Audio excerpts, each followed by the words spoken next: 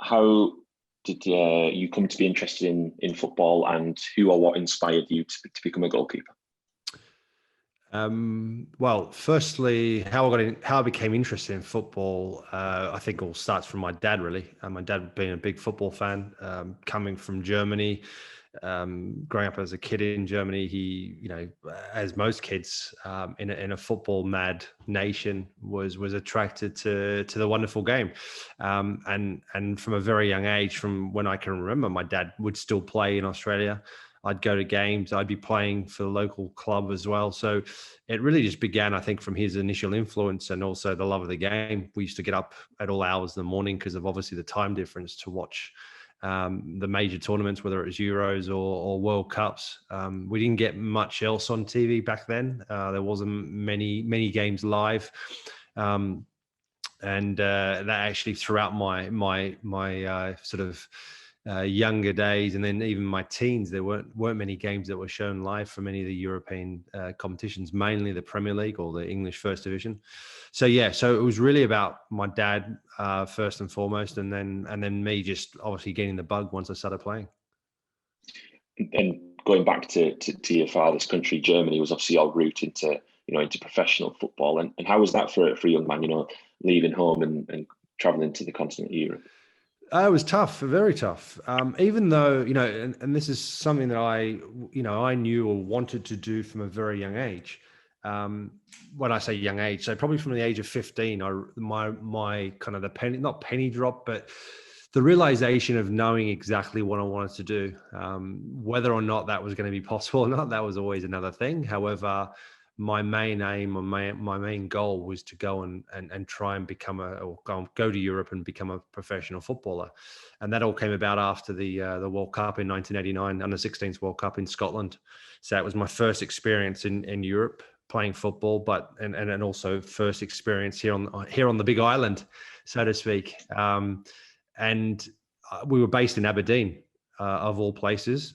We had a group of Brazil, USA, and East Germany, and I just loved it. I loved every moment of it. I loved the experience. I loved playing in a major tournament. So I knew at that young age that to fulfill a dream, I had to go overseas. There was no chance of fulfilling that in Australia, because of all the stereotypes, because of all the kind of the hurdles that were put in front of you. Plus, we didn't have a professional league at the time either. And it wasn't until the sort of early 2000s, mid 2000s, that the league was established as a professional league. So for me, it was a no-brainer. And at the time, it was prior to the EU being formed, or the freedom of movement, as we kind of, well, as we're about to lose here in this country, but as we all know. And for me, the logical place to go was Germany. So I wasn't going to be a foreigner. I have a German passport. So that in itself was a challenge, even though I've come from a German background. I spoke a little bit of German. I understood a lot more. But it was an incredible cultural shock. And add to the fact that I moved from Australia to the east part of Germany. And that was in 1994, which was 5 years after the unification of East and West. Which, unless you experience the east of Germany or east of Europe, prior to the falling of communism, I don't think you really fathom what it was like and how different it was to the rest of kind of the world, or a lot of parts of the world, particularly where I grew up. So that in itself posed enormous challenges. And just even from the simple fact of not being, even though I was a German passport holder, even though my parents were German, but I was born in Australia and I didn't speak it fluently and I spoke with an accent, and I still do to this day, I was classed as an outsider and a threat, as were every other person that came from outside of the east part of Germany, of taking jobs, earning more money, resentment, jealousy, all sorts of stuff. So there was a lot of challenges. And that was even before you got on the football pitch. To my first day of turning up, and the manager going around every player going, "Good morning," saying hello to everyone, and came to me and looked at me and sort of held his, took a step back a little bit as he put out his hand towards me and looked at me and went, "Who are you?" So that was my first introduction to European football, thinking that I've signed for a club and so excited about being in the Bundesliga, and the manager doesn't even know who I am. So yeah, there's a lot of challenges. And then obviously you come to England. You had a few months at Bradford City first of all. Am I right in saying that we have Chris Kamara to thank largely for the fact that after that you moved to Middlesbrough? I think Chris had a number of influences or parts to play, so to speak, in my move to England, firstly to England and then secondly to Middlesbrough. By no means were there any pressure. It was more about an opportunity that Chris also believed was a really good one for me, and thought that Middlesbrough was a really exciting project and the right move for me at the time. So it was more of a kind of an opinion rather than you should go there, you should do this, or this is what you need to do. It was more about his opinion on the opportunity. So, because I had a couple of offers at the time, and I went and met with Everton, and obviously met with Middlesbrough, Brian Robson and Viv Anderson. And at the time, Everton was the more logical choice to make if you look at it on paper. Middlesbrough were tailed off at the bottom of the league. There was a huge threat of relegation, which inevitably happened. And Everton were this, grand old club that's an established Premier League side that has an amazing amount of history of being successful in the English game. And growing up as a kid in Australia, I don't think I ever heard of Middlesbrough, let alone knew that they had a football team that was playing in the Premier League, which we all know obviously was only recent to that time. So all the logical sort of messages going on in your head was that Everton would be the right club. But that's the logical thinking in your head is one thing, and the reality was another thing. So once I met with them, within 10 minutes, it was incredibly clear that they weren't the right club, even though Joe Royle, who was the manager at the time, was really enthusiastic and really was desperate for me to sign for the club. And he's a lovely man. So I've got the utmost respect for Joe Royle. It was just the way that the owner of the club behaved, the chairman of the club behaved, and I just knew that it wasn't the right move for me. And the minute I met with Brian Robinson and Viv Anderson over in Manchester, after the short drive directly from Everton, within 20 minutes, absolutely everything was agreed. And it was just because I everything felt right. The messages were right. The willingness to sign me as a player, everything was right. The timing was right, because I was at a point where obviously I'd been playing at Bradford. Chris Kamara had given me an opportunity to play there, and I really enjoyed my time. And it was the first time in probably nearly 3 years that I was actually enjoying my football again. And I felt that I was at a club that really appreciated me, fans who appreciated me, and a manager who really believed in me, and the coaching staff. And I hadn't had that probably for 2.5, 3 years prior to that. So that was a tough part. And the big part of me enjoying my football so much again was because of that. So back to Chris Kamara, I mean, he pulled me aside once and one day and said to me, obviously he told me, actually it was on the first day when he told me there was interest from other clubs. And it was just after we got knocked out of the FA Cup in the 5th round to Sheffield Wednesday at home. We lost 1-0 for the last 10 minutes of the game, or something we considered a heavily deflected goal. It was live on Sky and actually turned out to be my last game ever for Bradford City. And he pulled me into his office saying that they've had offers that had met the criteria of my contract, my buyout clause, and it was Everton and Middlesbrough who'd made the offers. And he then went on to sort of talk about Middlesbrough, because he obviously he knows Steve Gibson so well, and he said he's actually one of my best friends, and I went to school with him. And the project is an incredible project, and the vision, and the passion for the game, the enthusiasm for making this a success is all there, and they'll look after you. So that was already in the back of my mind before I met with him. And then obviously meeting with Brian Robson and Viv Anderson, it was dead easy to make that decision. So Chris Kamara had an influence, definitely. You mentioned a few times about the project at Middlesbrough. I think the country was starting to take notice of Middlesbrough because of the players they were bringing in as well. But you came in at that time in the February, as you say, and you're right in the thick of things. I think there'll be very few goalkeepers who make the debut, for example, in a League Cup semi-final. And yeah, from the outside looking in, an incredible opportunity, but a very, very crucial point in Middlesbrough season as well, for more reason than one. Yeah, it was. And I think at the time it was a case of course, there's nerves there, but it was more about, I was playing well for Bradford City. I was so enjoying my football again that nothing seemed to be too big a challenge for me. Yes, it was a big step up from playing for Bradford City in the Championship to the Premier League with Middlesbrough and playing the likes of Fabrizio Ravanelli, Juninho, Emerson, and the like. But that wasn't daunting by any means. It was more about an incredibly exciting challenge. Add to the fact that you make your debut away to Stockport County on a midweek game, and it was raining, pouring, and miserable evening. But the plan was to make sure it wasn't a miserable evening in terms of the result and the performance. So, and the game really suited me. It was a game against a lower position side that were, obviously from the technical aspect were a little bit deprived, but you knew that you were going to have a real physical challenge. And I've always enjoyed the physical challenge. I've always enjoyed being to come out and try and dominate your 18-yard box as much as possible. And that night was a perfect opportunity to do so. So I suppose in terms of a game, for your first game and an opportunity to try and make a good impression, it was probably the perfect start for me. Yeah, and then within a few weeks, of course, you're playing at Wembley as well. I mean, what an incredible experience that must have been.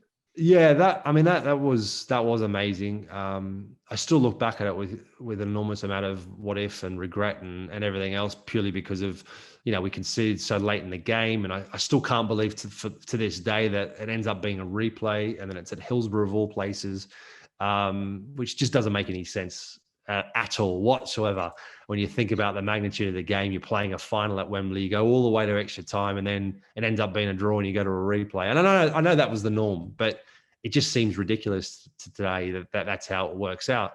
But it is what it is, and it was an amazing experience. To be able to play and walk out at that historical ground, and I've been to the new Wembley on so many occasions since.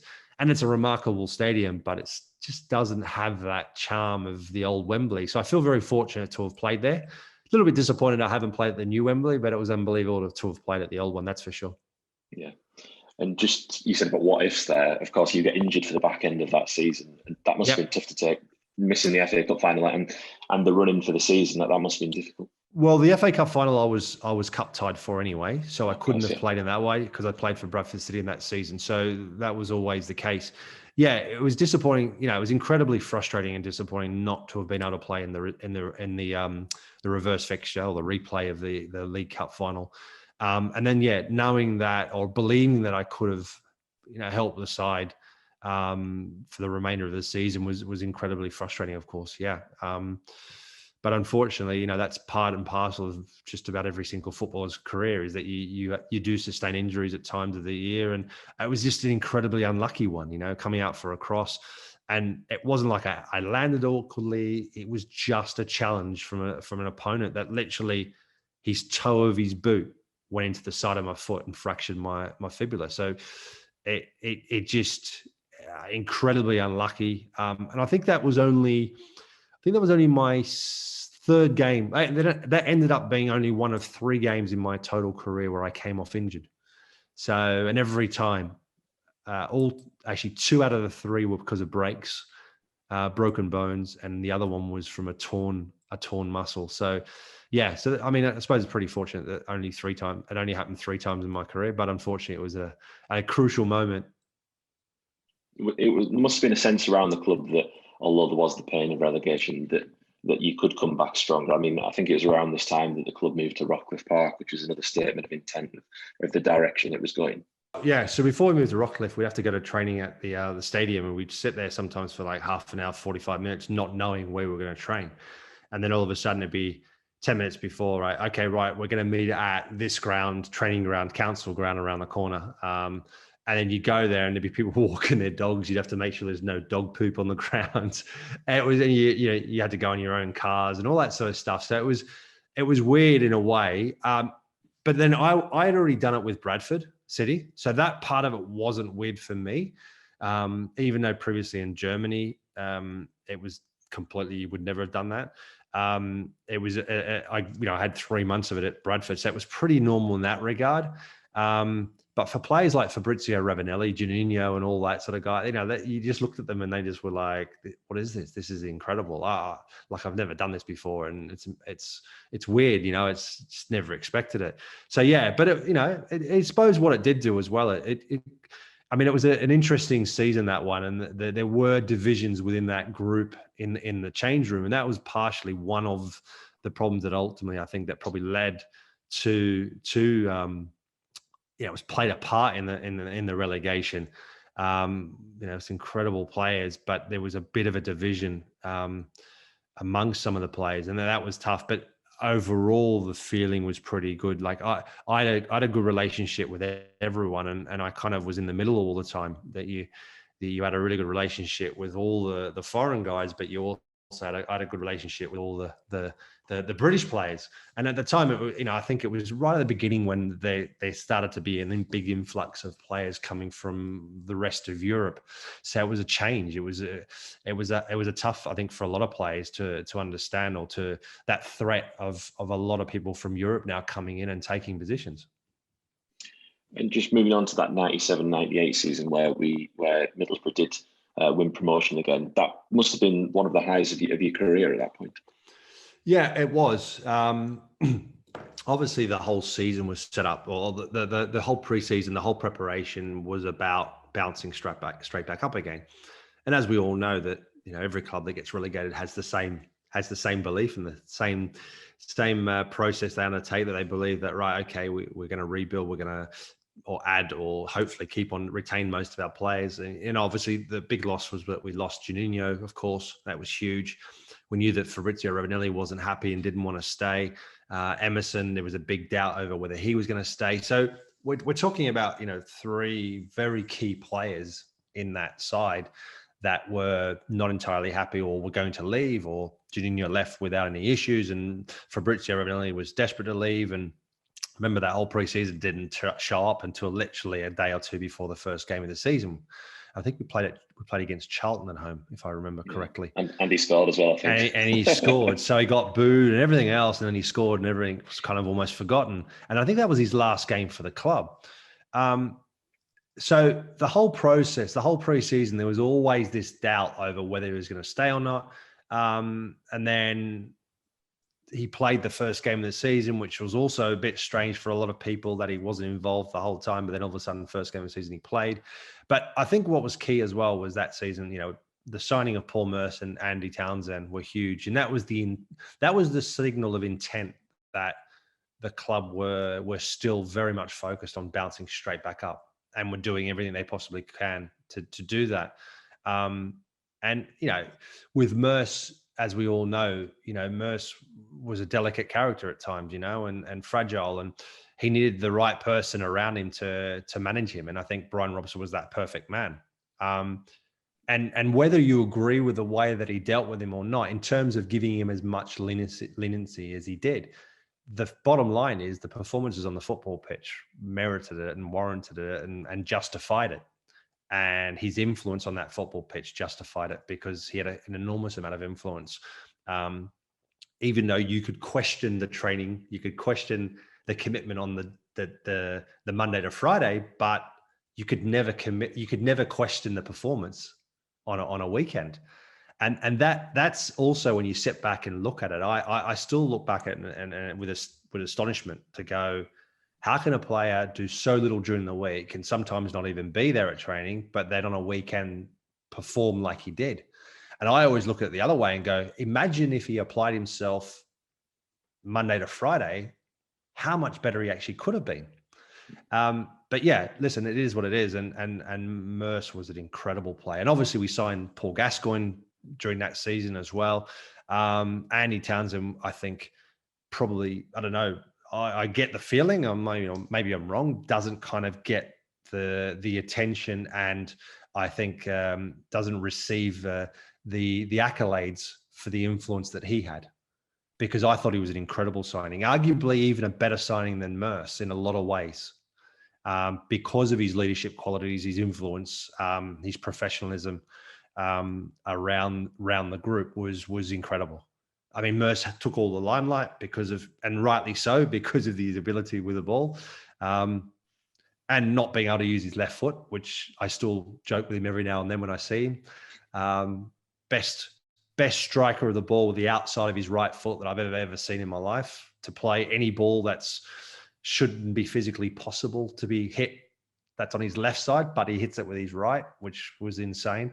So yeah, that was, I think, for so many of us, and for me, that's why I was never worried. Like there was never a doubt in my head about whether this was the right thing to do, to stay at Middlesbrough once we got relegated. Because once you get that taste in the Premier League, it's kind of like it's tough to take that away. And we see it now with a lot of clubs that get promoted and then get relegated again, is that there are players that come up, perform and do well in the Premier League, and then all of a sudden they get relegated and they go, well, actually, I want to go back there. That's where I want to be. And they're not really content with being at the club anymore, playing in the Championship, and they often move on.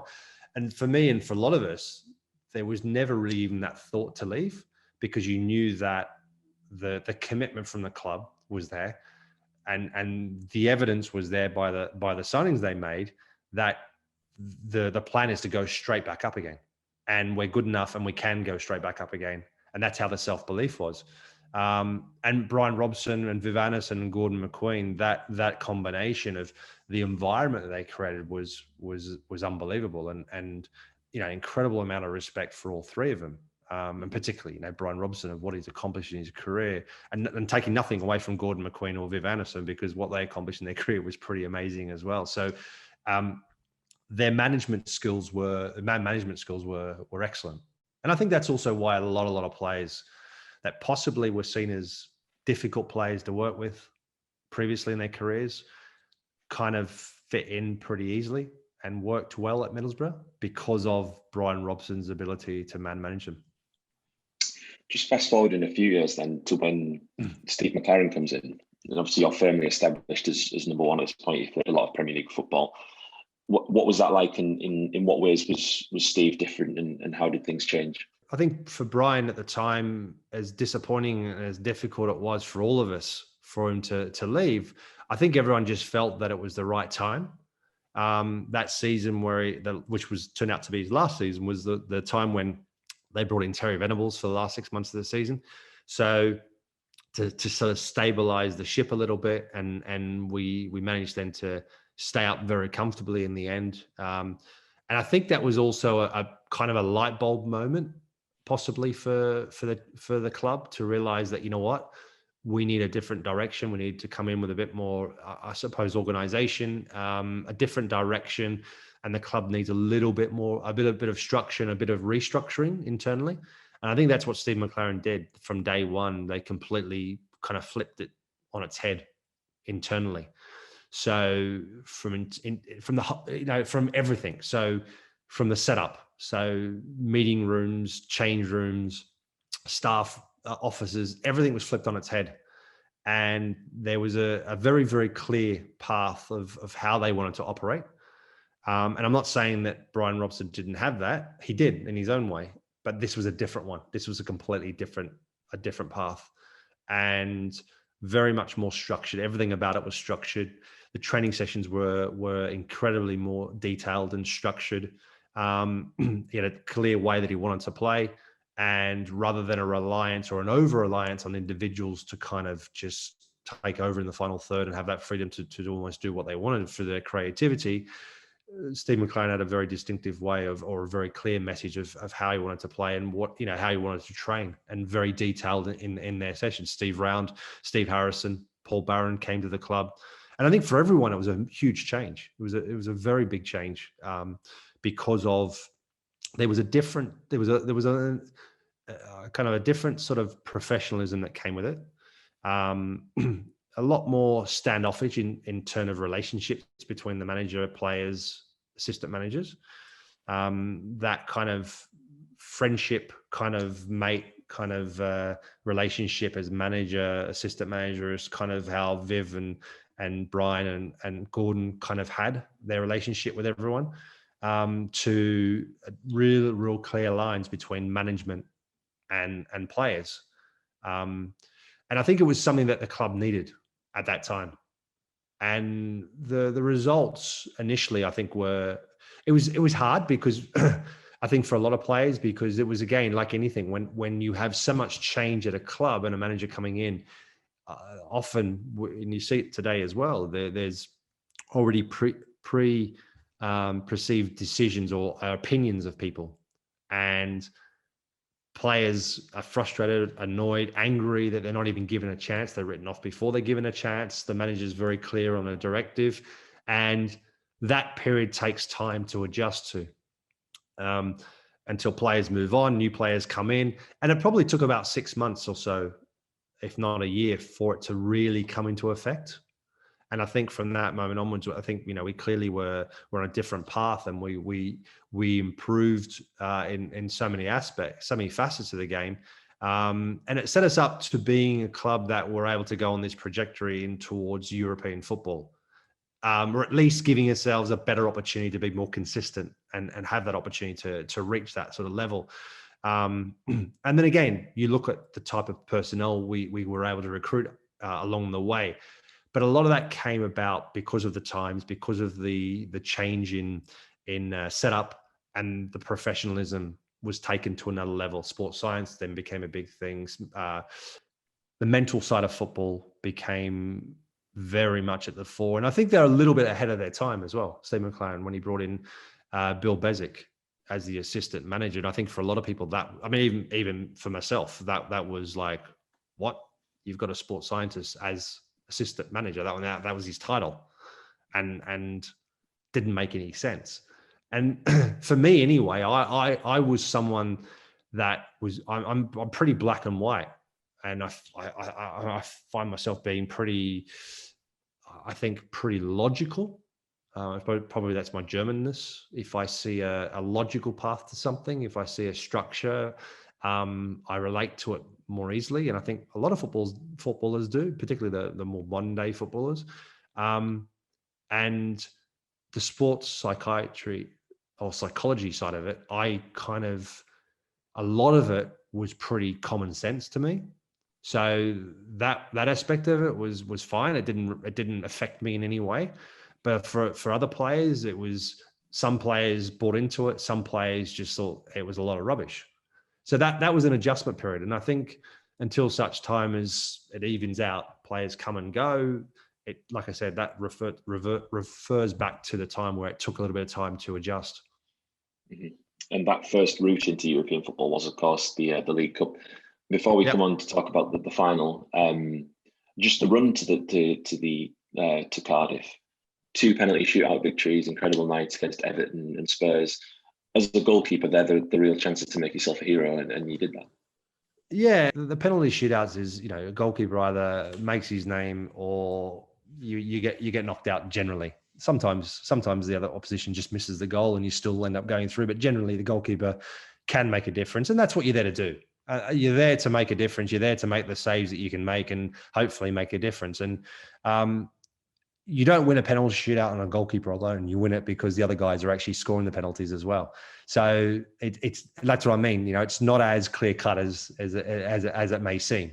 And funny enough, yesterday was 15 years to the day that we qualified for the World Cup in 2006 with Australia in the 2005 penalty shootout. And often you're referred to as the hero on the night, along with John Aloisi. And I'm like, well, hang on a second. There were 5 other penalty takers as well that 4 of them had to score for us. I mean, Mark Viduka missed, but that's irrelevant. But the fact is that there are other people that play their part. Otherwise, you're not even in that position in the first place. And that's my point. So yeah, you may get the headlines on that particular night, but everyone's played their part. And then coming on to the final in Cardiff, of course, an incredible day for the club. Remains our only major trophy success. You touched about psychology of a goalkeeper a little bit earlier. Obviously, Kevin Davies' goal goes in. We're already 2 goals up by that point. But what does it take? It's probably one of the best goals in history, isn't it? It's unstoppable. And see, you can't do anything about that goal. Yeah, exactly. But what does it take to come back? And I don't think I'm over egging it to say that you go on to make an incredible number of saves after that as well, and help us win the trophy. But what does it take in that moment? What's going through your head at that time? What's going through your head? It's like a rush of like a blood flowing through your body. I still remember the moment, right? The feeling I remember now, it kind of like a shiver down your spine of the realization of how much you've messed up. And the only saving grace was that we were 2 goals up. So if you make that mistake, if I'd made that mistake when it's 0-0, there's possibly no coming back from it. But the fact that we were 2-0 up inside that opening sort of half of the first half is that it kind of makes a big difference.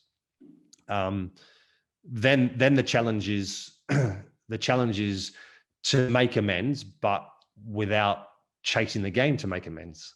So it's finding a balance of, often you see players make a mistake and they're so upset about making the mistake that they chase the game to try and make amends, and they make more mistakes.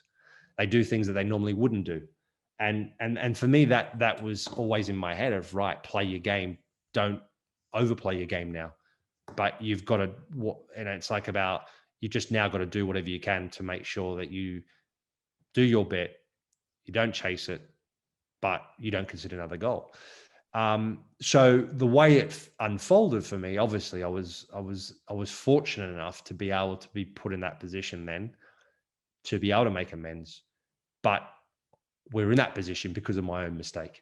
So you're making amends, but you're not making amends. You're only trying to clean up the mess you'd already created.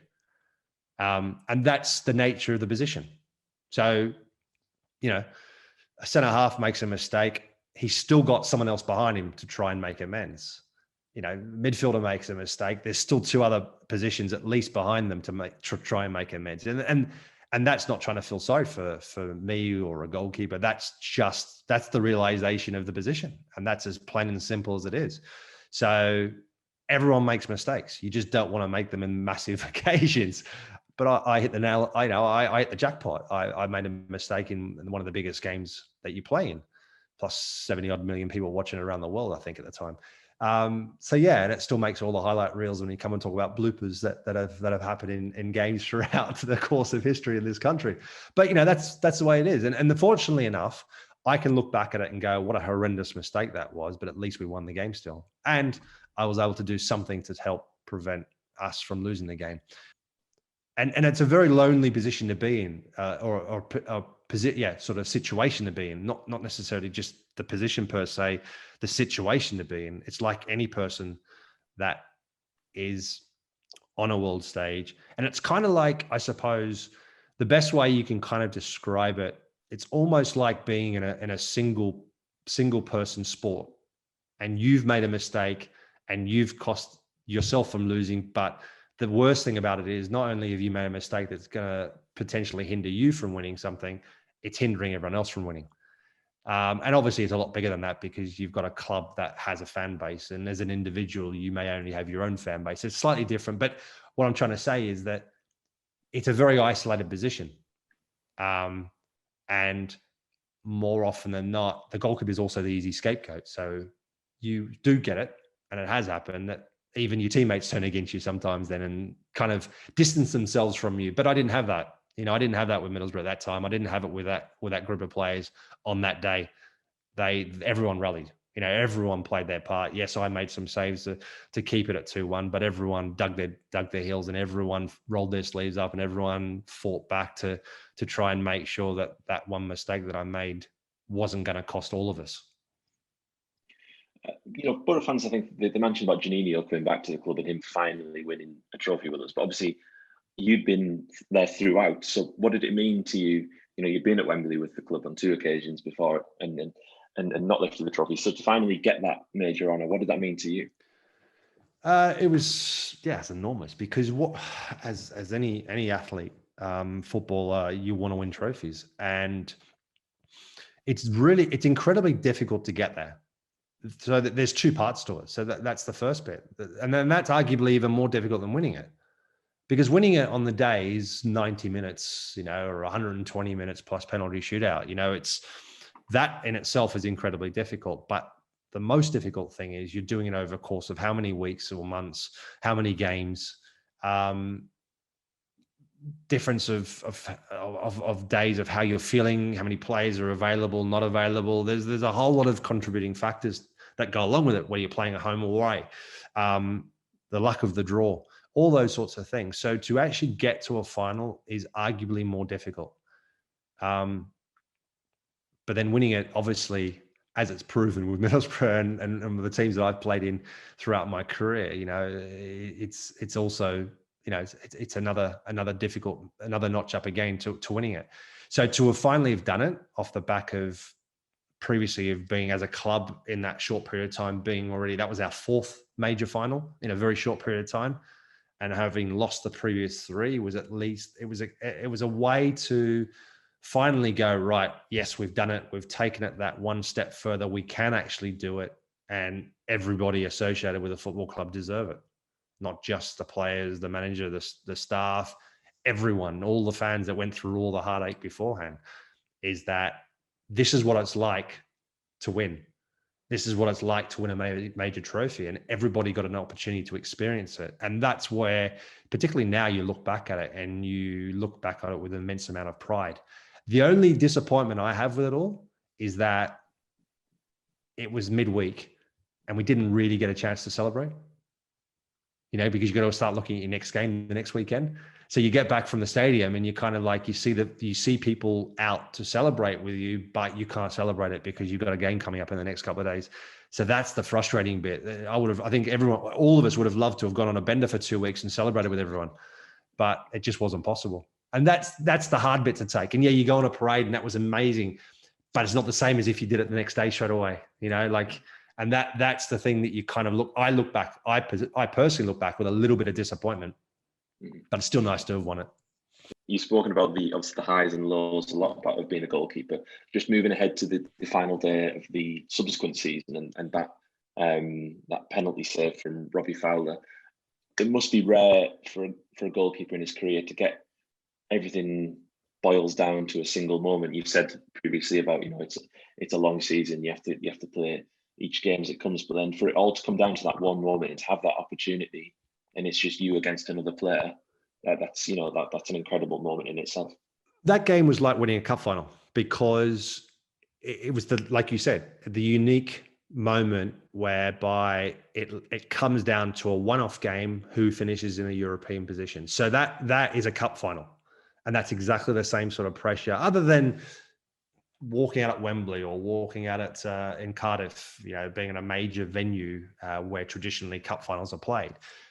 You're still playing like a cup final, and the tension was there, the atmosphere was there. You felt the magnitude of the game, and even though it was only a UEFA Cup game, a UEFA Cup position, it was huge. So yeah, it was special. So I count that as a win as well, a major win in terms of trophies, even though it's an unofficial trophy. But to win it and to win that game, to draw that game, which for us was a win, to help us qualify, which turned out to be an incredible run. But you've got to qualify and be in that position to go on that incredible run. So it all plays its part. And yeah, it was an amazing afternoon, and it probably couldn't have been more dramatic. Stuart Pearce played his part in bringing on David James as a striker. To this day, I've talked about it on lots of occasions. It's still astounding, bewildering. I've spoken to David James about it, and we have a laugh about it. Him, not so much, me more so. I've spoken to Robbie Fowler about it. And he actually, in a roundabout way, he didn't say it, but he kind of thanks me for it, because it actually enabled him to go back to Liverpool afterwards. Because had Manchester City qualified for the UEFA Cup, he would have stayed at Manchester City. But because they missed out of Europe, I think, I'm not sure whether he had to go or the club decided not to renew his contract. I'm not quite sure anymore, but he ended up going back to Liverpool and able to play at Liverpool again. And obviously that's his club. So, in a roundabout way, he also thanks me for it, even though obviously he wanted to desperately score. Yeah, and Robbie Fowler, it's not like this is a 50-50, is it? You would have backed a striker like Robbie Fowler to score a penalty like that. Yeah. Listen, I mean, it just what it shows you is he's also human. The pressure's there. He knew the magnitude of it. It's not always cut and dry like that. And it's one of those moments, I suppose. You felt that the momentum was there. And it's one of those sliding door moments, you kind of, it could have gone either way. And because for us, it was successful and it was just such a huge accomplishment. And at the time, you obviously don't know the magnitude of it. You know that you've qualified for Europe and you'd played in Europe before, and it's unbelievable. And I love playing in it. And people give what's now the Europa League a lot of stick, but for clubs like Middlesbrough, for clubs like Fulham, for me, I have incredible memories about the UEFA Cup, Europa League, and I loved playing in it. Of course, the Champions League is the Champions League, and it's the best club competition to play in. There's no doubt about it. I'm not denying that. But not everyone can play in the Champions League. There's only a select number of clubs that can play in it. Whereas the Europa League, UEFA Cup, there tends to be a bit more of a turnover of clubs that get an opportunity to play in it. And also, I think that's what's also nice about it, is that other clubs get an opportunity and fans get an opportunity to experience what it's like to play in Europe. And I think a lot of Middlesbrough fans, certainly ones I've seen comments about, and particularly whenever you talk about Eindhoven, or it comes up in a memory, is that the European experiences were incredible and up there with some of the with winning that cup final in Cardiff, because of those experiences and getting to Eindhoven. And I said it at the time, and I also said it after, unfortunately, we lost with Fulham as well, was that as hard as it is to have lost a final, it still goes down as being incredible accomplishments to have done what we did with both teams, what both clubs were able to accomplish. And I don't think at the time people fully fathom how difficult it is to get to European Cup final. Some of those European nights, not only the comeback wins against Basel and Steaua Bucharest, but away to Roma, incredible nights in this club's history. And just the Basel game in particular, a comeback. I believe you were involved in the one with Fulham as well, with Juventus. Yeah. What's that like? Because you're as a goalkeeper, a lot of the action's going on at the other end, but incredible achievements and showed incredible team spirit. Yeah, they were. Funny enough, Basel plays a part in both my European runs. Steaua Bucharest plays a part in my Champions League. My debut in the Champions League with Chelsea was against Steaua Bucharest at home, obviously with us at Middlesbrough. And unfortunately, I wasn't able to play the return leg against Steaua Bucharest with Middlesbrough because I broke my cheekbone. But I think the result away from home against Steaua Bucharest was one that people overlook a little bit, is that we lost 1-0, but we defended incredibly well, and we could have lost that game by far more and been out of the tie probably. But the comebacks were insane, as was against Basel. So yeah, listen, they're amazing nights, and that's what makes European football so exciting, is that you get to those stages of competitions, teams like Middlesbrough shouldn't be beating Basel, because Basel had a rich history in European football, played a lot of Champions League football, were a side that were very, very difficult to beat at home, which we obviously lost to them with Middlesbrough. Funny enough, with Fulham, that season, we actually needed to go to Basel in the last group game and win there to qualify for the latter stages of the Europa League, which we did. And that was the first team, I think, in 2 or 3 years to beat Basel at home in European football. So even though on paper, Basel may not sound like a club that has a huge history in European football, their record is pretty sensational. Maybe in the last couple of years, it's died off a little bit, but at that time, it was up there with being very, very good. So yeah, the thing about it is, and I suppose that's the benefit of home and away legs, is that you can have an off day, you can be outplayed on a day, things can go against you, and you can lose a game. You can lose a game 2-0, 3-1, which I've had experiences in both times, and still come back and win games. That's the beauty of the home and away system. That's where ties are evenly poised or very one-sided at half time. But, as we all know, even in a game of 90 minutes, a game can be very one-sided, but then flip itself on its head with the second half. And that's pretty much what happened on both occasions with us, with Middlesbrough, when we played against Basel and Steaua Bucharest.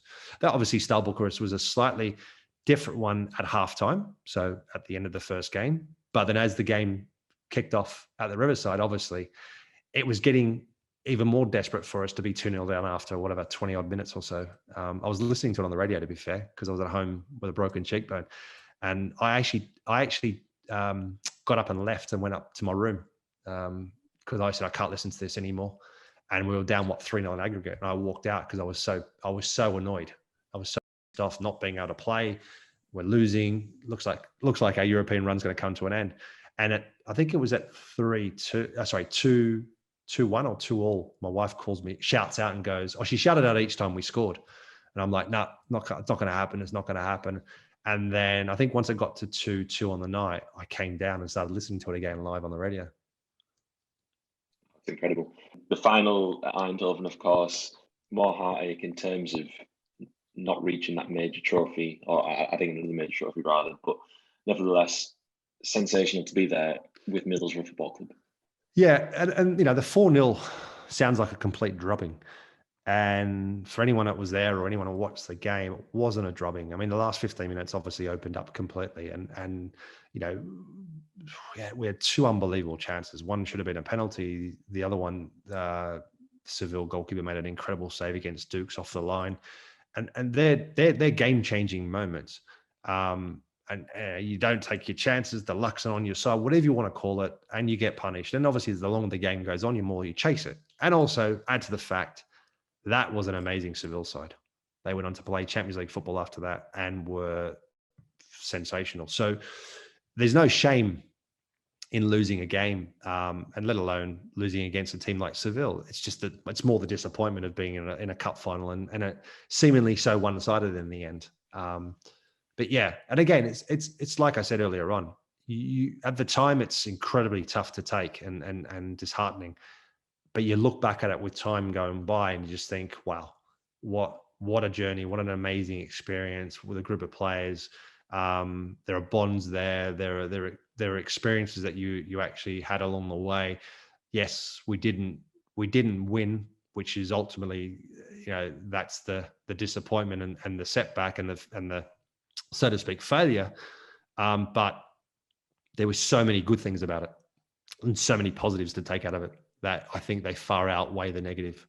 At the end of that mammoth season, of course, you had the World Cup with Australia. You touched on at the start of the interview saying, how difficult it was coming through wanting to be a professional footballer in Australia. There must be a nice feeling that your performances in that tournament as a team paved the way for a lot of youngsters, their interest in football.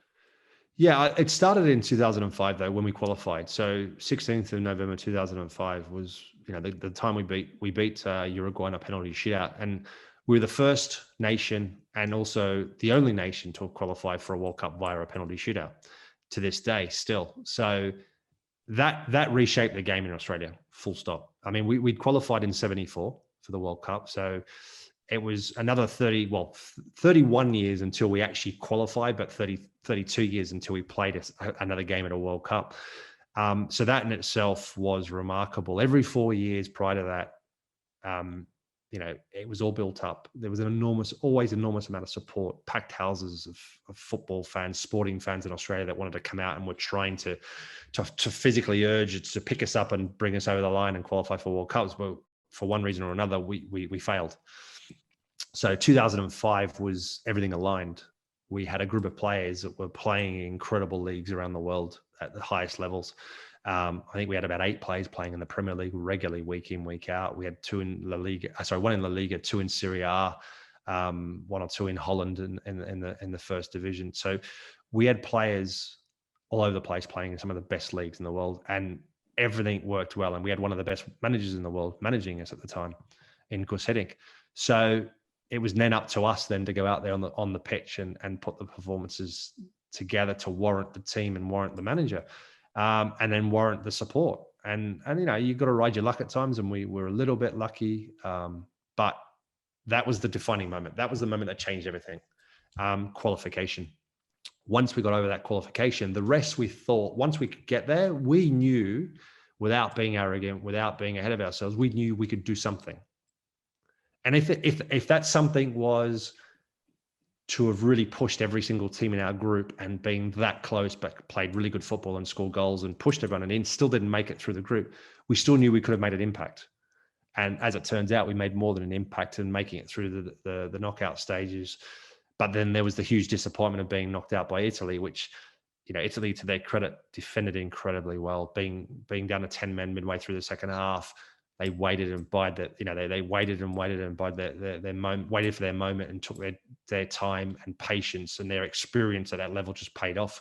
And add to that a decision, that to this day is still debated on whether or not it was a penalty or not that knocked us out. So yeah, but that was a culmination. And that season, I'd played like 70 odd games for Middlesbrough, in all cup competitions, getting to the UEFA Cup final. Also bearing in mind, it wasn't all rosy throughout that season. The January, I had a massive falling out with Steve McLaren, and for a number of reasons, and the way it was handled was terrible in so many ways. And and unfortunately, a lot of things don't ever really come to light, and people don't really get to understand the full story behind it all. But it is what it is. But then to come back from that, to play a part in helping the club get to a European Cup final, and then to go on and play at a World Cup, it was pretty surreal.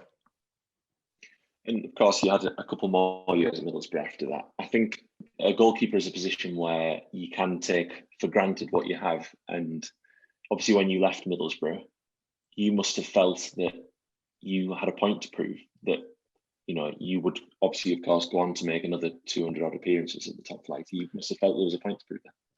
Yeah, the writing was on the wall for a number of seasons, and there was a lot of changes happening at Middlesbrough. From the day that we lost that final, there were automatically a lot of changes already happening.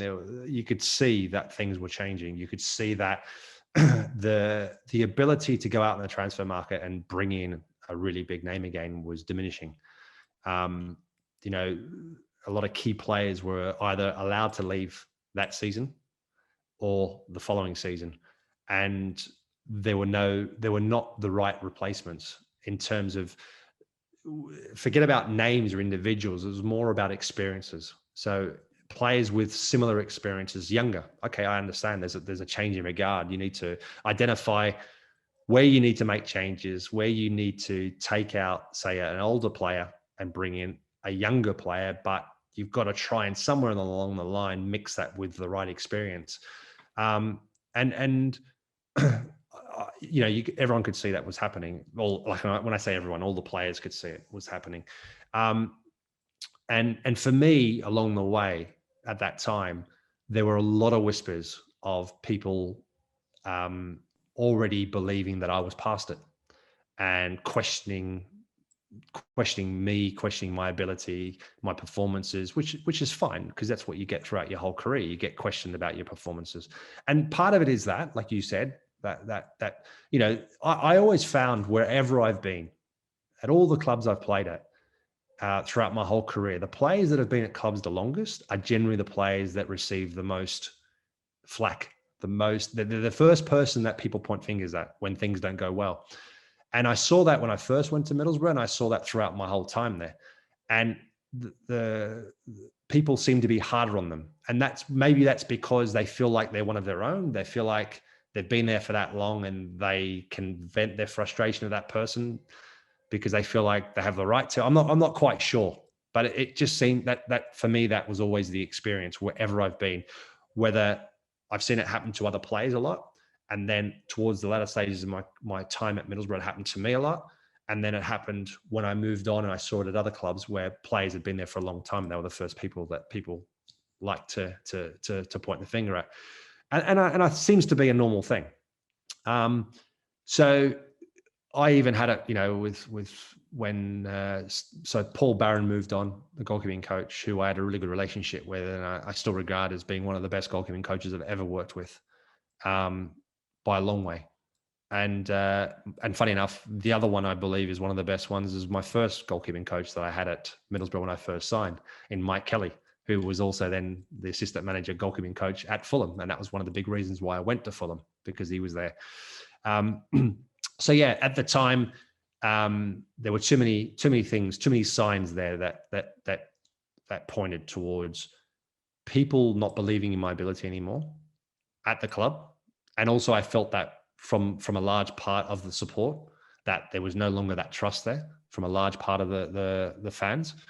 and definitely within the club. And that's also the indication was also by the way in which the negotiations went on with regards to staying in a club, your contract or whatever. And there's this perception that I didn't stay because I wanted too much money and all that sort of stuff, which is complete rubbish.